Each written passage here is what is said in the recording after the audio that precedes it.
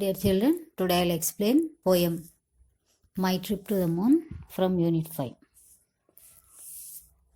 Here goes the poem. I was sitting alone in my house, studying the structure of a mouse. My exams were going on and science I didn't done. Suddenly the lights went out. Then I heard a loud burst. Someone was there outside. I went out to look, full of fright. I saw a huge rocket and an astronaut in white. He invited me on the flight to the moon. We reached there by afternoon. We jumped around as we couldn't walk on the ground. It was a lot of fun. I reached home before the setting sun. My science test went very well, but no one knows the secret, which even now inside me dwells. So, written by Akriti Goyal. So, a child was sitting home alone in his house, and he was trying to study the structure of mouse because his exams were going on, but he didn't study science well, so he was trying to concentrate on the subject. Then suddenly the lights went off and he heard a loud sound outside the house. So he was frightened very much. Then slowly he went out to see what is going on, and he saw a huge rocket. And who is there in the rocket? An astronaut was there in the rocket, dressed in white. So he invited him. He went and joined with the astronaut, and they went to the moon.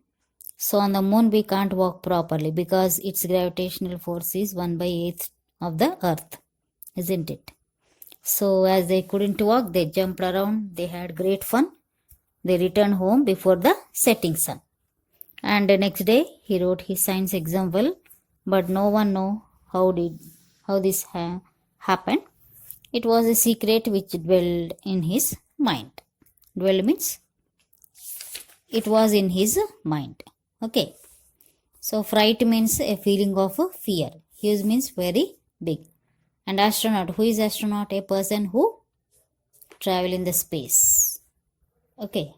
Flight means a journey made by air, especially in the plane. Okay. Do means to work at. Hadn't done means had not worked. Okay. So this is the poem. Next lesson, Sindbad the Sailor.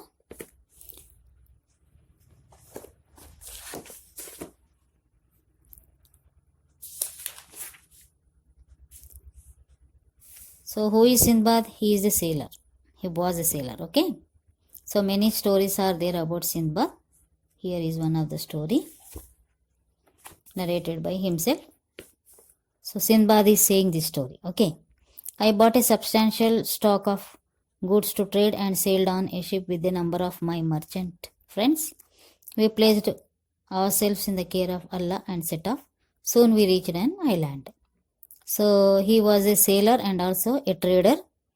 So once he bought the stock of goods and he started on a sailing on a ship along with his friends. They were also merchants.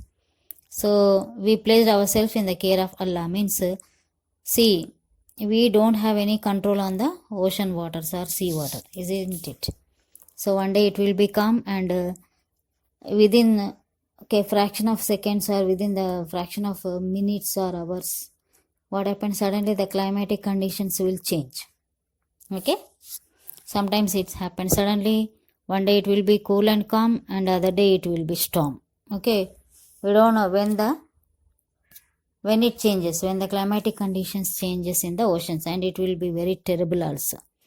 Okay. So that's why they handed over themselves to Allah, because God only protect us, isn't it?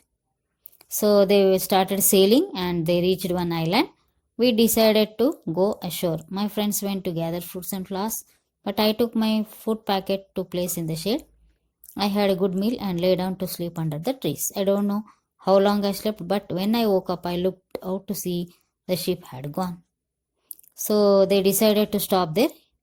His friends, they went to gather some fruits and flowers, but what he did, Sindbad, he took a food packet and he ate, and it was shade and cool.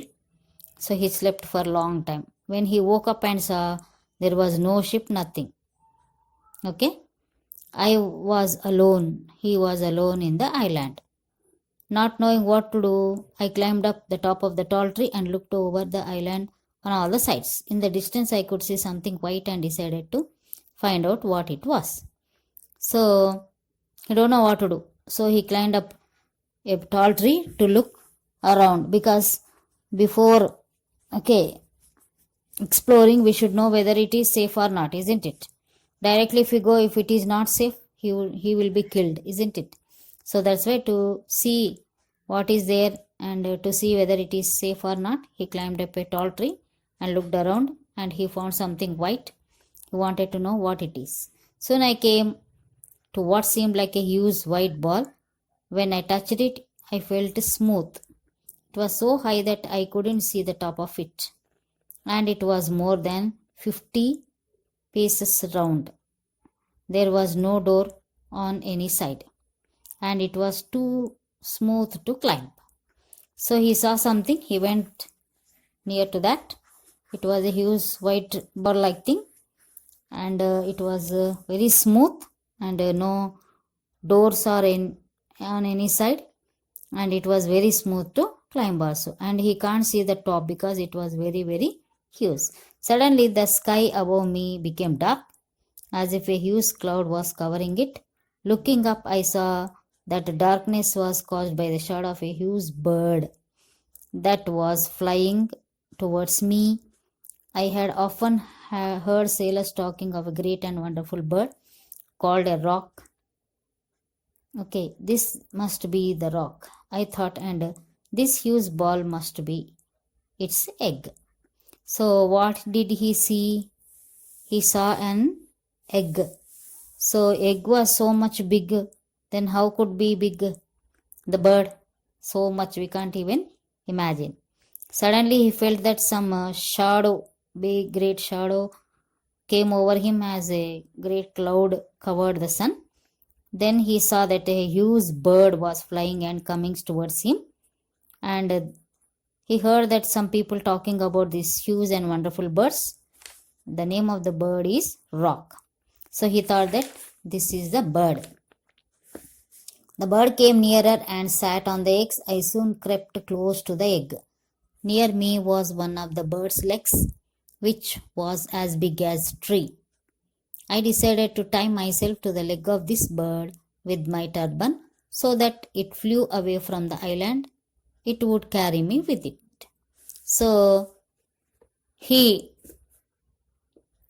crept close to the egg so that he can be safe, because the bird will not keep his leg near the egg. No. So he went close to the egg, and when the bird dropped there, or when the bird sat there, the leg was appearing like a tree. Leg was in the size of a big tree.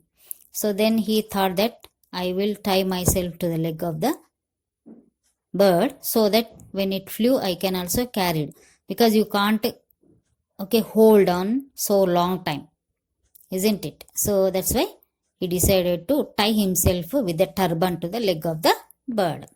At the daybreak, the bird flew up so high that I was carried out of the sight of the island, and then it came down again so fast that I lost my senses. When I found myself on the ground, I quickly untied the turban. The bird caught up a snake and flew away. So he tied himself to the leg of the bird, and it flies so high that island was disappeared within a fraction of seconds, and then it went to some other place. It came down so fast that he lost his sense, means almost he was unconscious. Then when it landed down on the ground, he quickly untied his turban so that he can free. And the bird caught a snake and it flew away. This time I found myself around all sides by immense mountain that seemed to reach above the clouds. The sides of the valley looked so steep that there was no possibility of climbing them. Then I began to look around the valley. I found that there were large diamonds lying on the ground. So when he observed, it was a big place with immense mountains, means very, very big mountains. And very steep valleys are also there, which was impossible to climb up. And when he looked around himself, he found a large big diamonds were there. I was excited to find such riches lying around me. When I saw something else that made me very frightened, all around the valley were serpents, some of them big enough to even eat an elephant. These came out of their holes at nightfall. During the day, I suppose they hid themselves from the rocks. So, diamonds were there, but along with the diamonds, what else were there? Big serpents, means big snakes were there. Some of them very huge that they can even swallow an elephant. That much huge serpents were there. So he was terrified by seeing those snakes. During the daytime, they all hid behind the rocks, and nighttime they will come out. I found a small cave which I decided to spend the night. At the entrance, I put a large stone to protect myself from the serpents, but the noise of their hissing outside made me sleep impossible. I was glad that they went to their holes as the daylight came on, and I was able to come out again, but I was still frightened. In fact, I found myself walking upon the diamonds without thought of their values. At last, being very tired, I decided to eat little of my food and then to have a short sleep in the sun. So he found a hole and he decided to sleep during the night, and he kept one rock against the hole so that no serpent come inside. But even then, the snakes were making lot of hissing noise.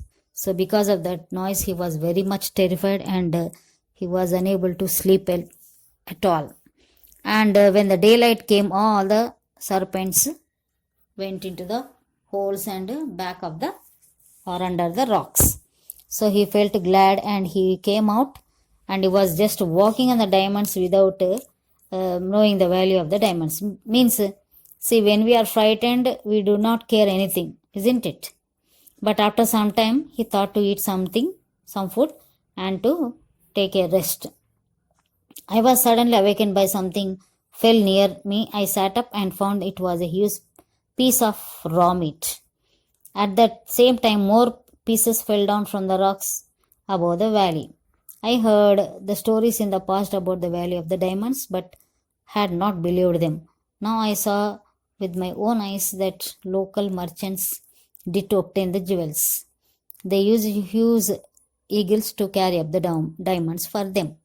So he was taking rest. Then he suddenly, a noise occurred beside him. When he woke up and saw, it was a huge piece of raw meat. So some people were throwing the meat on the diamonds so that the big eagles come and they pick up the meat. When they pick up the meat, diamonds will be stick to the meat, no? So when the eagles pick the diamond and meat along with the diamonds and flew on, they'll sit somewhere and to eat the meat, no? So then they scare the eagles and they will pick up the diamonds from the meat. So the people used to do like this. So he heard about the Diamond Valley, but he didn't believe. But now he is seeing in real. When the eagles have young ones in their nests among the rocks, they fly down into the valley to get food for them. So the merchants would throw down the large pieces of raw meat. The diamonds stick to the meat, and in this way carry to the egg nest. So the merchants had his own nest and considered the jewels in his. The idea came to me that I too could use these eagles. I myself could be lifted up from this deep valley and thus escape from it. The eagles were so big and strong that my weight would seem little. So then he decided he too can escape, by using the eagles. First I collected a number of large diamonds. These I put in my wallet and tied wallet with my waist to my waist. Next, I tied large pieces of meat in the middle of my back with my turban. So then I laid down with my face to the ground and waited there. There was the sound of huge wings around me. Then I felt myself lifted up and carried to the top of the rocky walls of the valley. Soon I was one of the nests. The merchants were surprised to see me there, and then they heard my story. They helped me to find a ship to go home. So the merchants, what they do, they constructed nests so that the eagles come and put the eggs. Okay, so why do they do like that? Because the nest should be the available to them. No, if the eagles go and sit on the tall trees, they can't reach to the top of the trees and collect the diamonds, isn't it? So nest should be within their reach. So that's why they only construct the nests so that the eagles come and put the eggs. And when they put the eggs, what do the eagles do? They will go and collect the meat. No, so when they throw the meat on the diamonds will stick to the meat, and the eagles go and bring the meat pieces along with the diamonds and come on to the nests and sit and eat. So they collect the diamonds after eating the meat, or they will scare the eagles and collect the diamonds. Like that they used to do. So Sindbad, what he did, he took some diamonds and he put in his wallet and tied the wallet around his waist, and he took one large piece of meat and tied on the back of his body along with the turban, and lay down, keeping his face towards the ground.